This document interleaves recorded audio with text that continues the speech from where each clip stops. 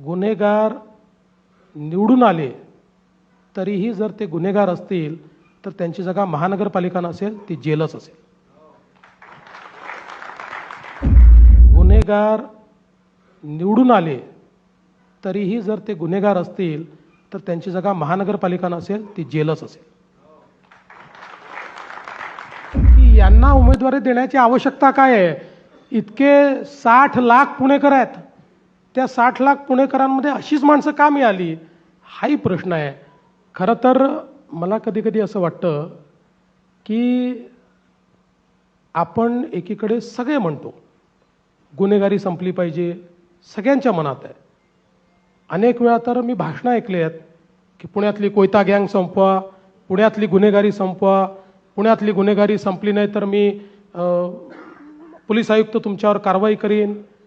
अशी भाषणं केल्यानंतर मग त्याच गुन्हेगारांना तिकीटं द्यायची आणि त्यांच्या समर्थनार्थ बोलायचं, हे किती चुकीचं आहे.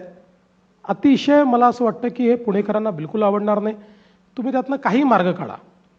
बघा, मी तर या निवडणुकीत ठरवलं आहे कुठली टीका करायची नाही, मी टीका पण करत नाही. पण एक कुठेतरी माझ्यातल्या गृहमंत्र्याला देखील असं वाटतं की चाललं काय आहे की एकीकडे तुम्ही जर सांगताय की गुन्हेगारी संपली पाहिजे आणि दुसरीकडे गुन्हेगारांना तिकीटं आपण देतो आहोत आणि मग त्याच्यामध्ये या पार्टीत तो गेलाय म्हणून दिलाय आणि त्यांच्याशी अलायन्स आहे, या सगळ्या गोष्टीला अर्थ नाही आहे.